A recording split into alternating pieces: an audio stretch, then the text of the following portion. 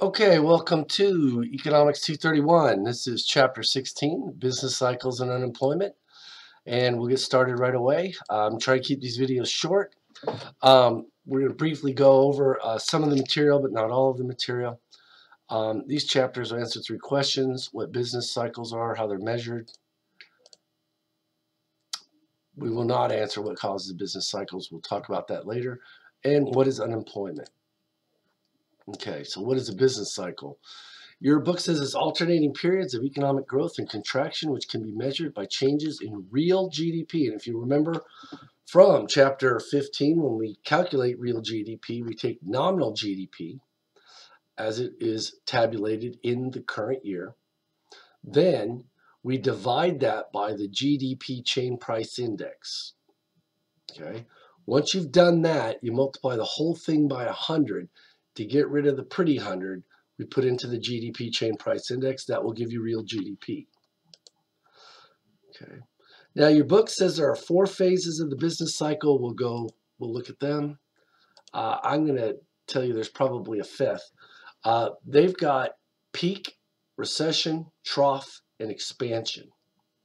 Okay. I would add boom, peak, recession, trough, and then recovery. So what is a peak? A peak is where GDP is at its maximum. Real GDP is at its maximum as after rising during a recovery, or in this case, really a boom. Okay.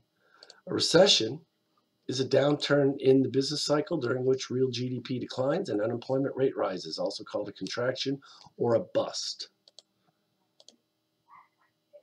Okay.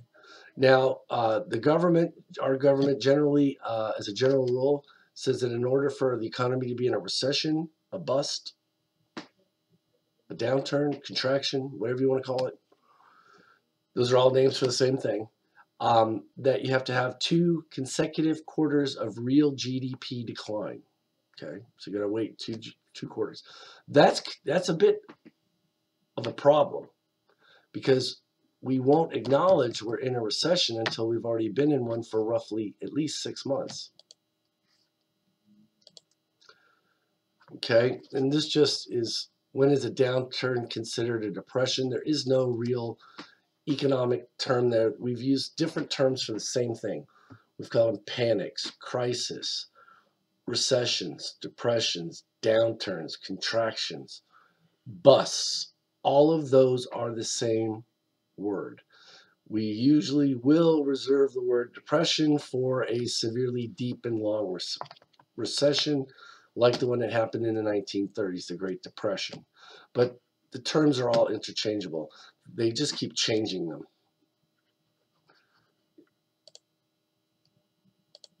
Okay, trough is where GDP is at its minimum after falling during a recession. And then what your book calls the recovery, what I call recovery, they call expansion, an upturn in the business cycle during which real GDP rises, also called an expansion. So here we have a hypothetical business cycle. You can see here that we've got a peak here and a peak here. So the business cycle, according to your book, occurs over this period. We get a peak followed by a decline in real GDP. That's the recession. Then the trough. Then an expansion, according to your book, followed by a peak. Okay, I would say we have a boom followed by a peak, then a recession followed by a trough, and then a recovery. We don't necessarily have to have this expansion, or what they call an expansion. That's what I would call a boom. Now, when we look at these things, how you view them is based on what you think about business cycles. If you think they are inherent in capitalism, then it's just this unending up and down, snaking sort of pattern. Okay? There's no real difference between this and this bottom part here, where if we didn't have another boom, it would just level off, return back to what we call secular levels of output. Okay, and this is always done around a growth trend line. This is where the economy should be if it followed the economist models, what we would call potential real GDP, okay, or full employment GDP, we'll also call it that. So here we're up above this growth trend line where the economy should be, okay? And they're calling that an expansion. I would call this part right here a recovery. And then once we get up here, another boom. If you believe that business cycles are not inherent in capitalism, then they're caused by something outside the capitalist system. So here we're below the trend line. The economy will recover and get back to this trend line here. But if it goes up above it, that would be the start of another business cycle, a boom. We don't have to have that business cycle. It's caused by institutions outside the capitalist system, namely governments, government central banks, and our fractional reserve banking system. Okay. Now here you can see the severity of post-war depressions. We're excluding the Great Depression. Most mainstream economists do. Okay. 11 months, 10 months. Okay. Peak unemployment rates. Okay, December 2007 to July 2009, the most recent one, 9.7. We'll talk about those unemployment rates later.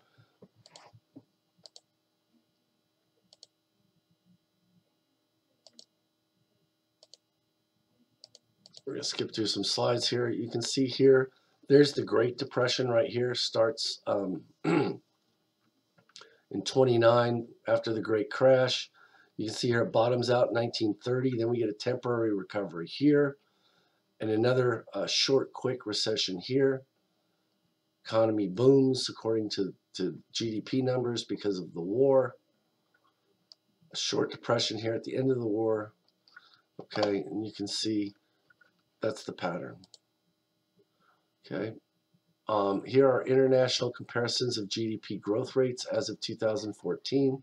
You can see China and India here have very high growth rates, followed by the United States, United Kingdom, and as we move on down here, Germany, Japan, Greece. Your book talks about economic indicators. The first one we have is a leading indicator. This is a variables that change before real GDP changes. A lot of economists, forecasters like to look at these leading indicators to see what they're doing. That's an indication of what the economy could be doing in the future because they change before real GDP changes. Some of the leading indicators: average work week, unemployment claims is a big one. New consumer goods orders, delayed deliveries, new orders for plants and equipment, new building permits, stock prices, money supply, interest rates, consumer expectations. Okay, average work week would tend to be directly related to future changes in output, along with unemployment claims. If these go down, the economy will go up in the future. Possibly. If these go up, the economy will go down. New consumer orders. If these go down, we expect the economy to go down in the future. They're directly related. Delayed deliveries. The more delayed deliveries there are, the better the economy is doing because it's exceeding the transportation network. So that would be directly related. New orders for plants and equipment, directly related. New building permits, directly related. Stock prices, directly related. Money supply, directly related. Now, as an Austrian, I would say that this is what causes the business cycle here, changes in the money supply that enter into credit markets first. Interest rates, the opposite, okay, inversely related. Consumer expectations, directly related. Coincident indicators, these are things we would use to see to find out what's going on right now. These are things that generally change with GDP at the same time. Coincident indicators, non-agricultural payrolls, personal income minus transfer payments, industrial production, manufacturing and trade sales, all directly related to how the economy is doing at the current time. And finally, a lagging indicator. These are variables that change after real GDP changes. So we could kind of look at these and see if what's happened in the past and sort of verify it or justify it. And those lagging indicators are unemployment rate, duration of unemployment, loss cost per unit of output, labor cost per unit of output, these tend to be lagging indicators, consumer price indexes for services, commercial and industrial loans, commercial credit to personal income ratio, and the prime interest rate. Okay. Now, your book says changes in total spending cause the business cycle, and that's the Keynesian view. Investment spending is viewed as being irrational by the Keynesians, driven by animal spirits. So if investment spending is down because of low animal spirits, that would cause real GDP to decrease. If investment spending increases, that would increase spending and increase real GDP. Real output is determined by spending in the Keynesian model. Okay. Another big part of this chapter is unemployment rate. And when we talk about the unemployment rate, we typically talk about the civilian unemployment rate. That is the percentage change of people in the civilian labor force who are without jobs and are actively seeking jobs. Okay. How is this unemployment rate calculated? Okay, you'll see it here in writing. Each month, the Bureau of Labor Statistics surveys 60,000 households at random. They used to do it by phone survey. Now they've added some face-to-face because oftentimes people who are unemployed don't have a phone, so you can't call them. All right, what is the civilian labor force? This is important. These are people 16 years or older who are either employed or actively seeking a job, excluding members of the armed forces, homemakers, and people in institutions. If you're in jail, you're not part of the civilian labor force. If you are in the military, you're not part. This, getting rid of people in the armed services here, this is supposed to make this statistic more responsive to changes in output. The number of people in the military is based on how many national security needs, how many people we think we need to bomb, how many wars are going on, whatever, but not based on the economy. So we pull them out of the workforce. That makes this number more responsive to changes in output. Homemakers, people who are not looking for jobs, don't want jobs.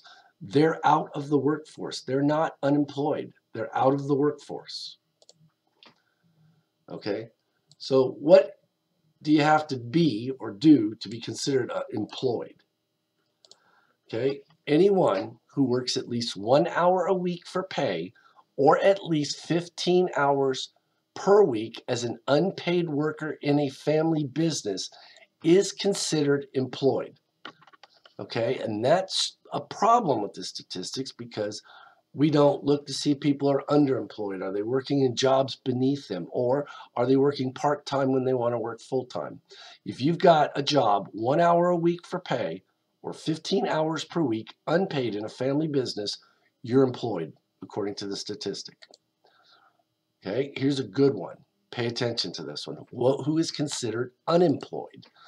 Anyone who is 16 years of age and above who is actively seeking employment. You have to be actively seeking a job. You have to fill out a job app. You have to go to a job agency, a headhunter. You have to go for interviews or job fairs. You have to be looking for a job. If you're, say, a 16-year-old or above, and you're sitting on the couch eating bonbons and watching TV and not looking for a job, you are not unemployed. Your grandma who's on Social Security, okay, she's not looking for a job. She's not unemployed.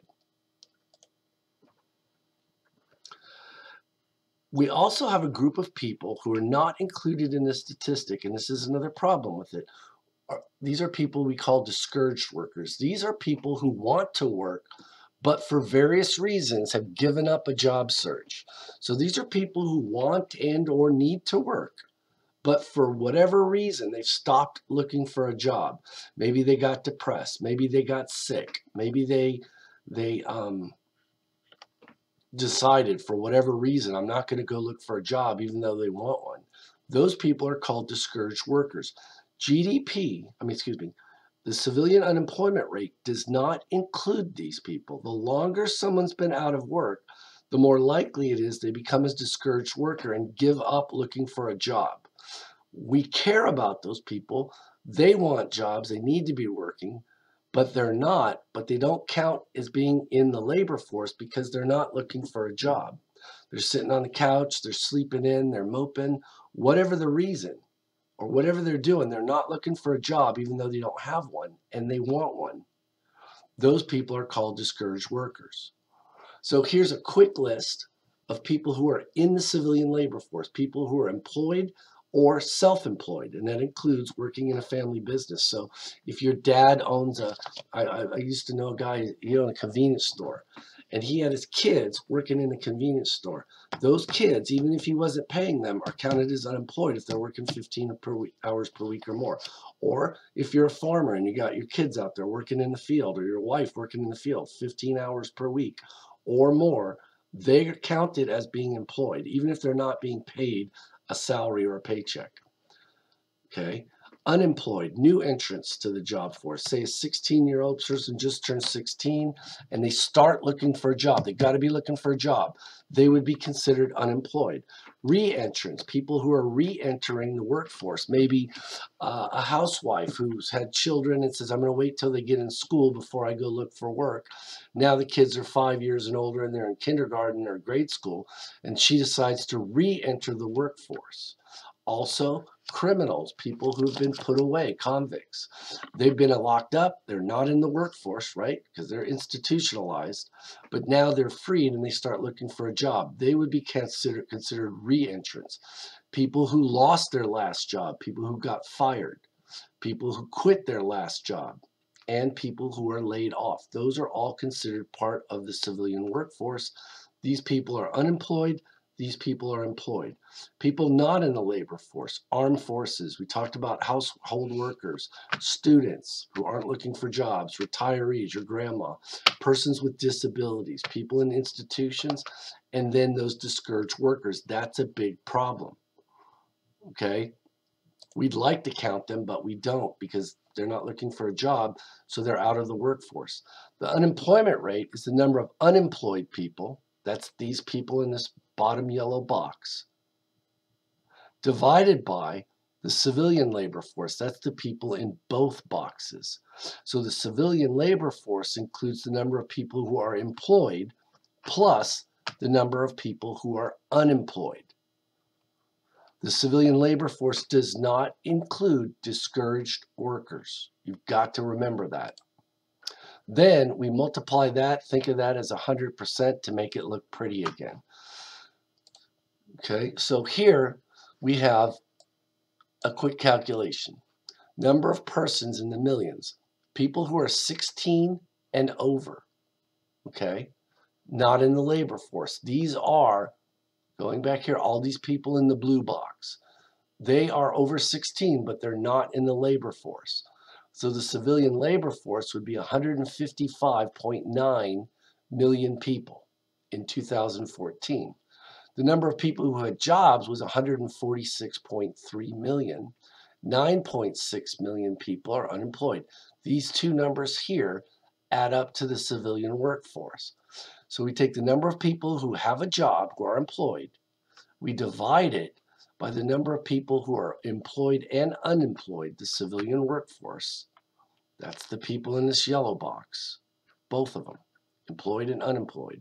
We add them together, that's the civilian labor force. Then we multiply that number by 100%, because we would have gotten 0.062. We multiply it by 100% to make it a percentage, and the civilian unemployment rate in 2014 was 6.2%. Here we're looking at the U.S. unemployment rate. You can see that it reached almost 25% during the Great Depression, and that's a really big number. Okay, you can see we haven't achieved that number anywhere close, although it depends on how you calculate the rate. They changed it over the years. But here, those were generally, people in the workforce were generally men, head of the household. So that means roughly 1/4 of all families during the depth of the Great Depression did not have someone out working with a regular income. They were unemployed. Here, during our most recent recession, unemployment came up close to 10% using the civilian unemployment rate. Here we have different countries and their unemployment rates. Greece, South Africa, very high unemployment rates in 2014. Greece was going through a crisis. The Greek government was, for all intents and purposes, bankrupt and getting bailed out. Greece has a large labor union contingent. Greece has a lot of people working in government jobs. Those people were laid off because the IMF imposed austerity measures onto their government. South Africa, 25.2%. You can see these two are highest. Look here, United States, Canada, United Kingdom, and these are the unemployment rates in different countries in 2014. Okay. Big problem with the civilian unemployment rate is that it does not include discouraged workers. It includes part-time workers, and it does not measure underemployment. So those are problems with the civilian unemployment rate. We're going to stop here. Thank you. There'll be a short quiz. Have a great day.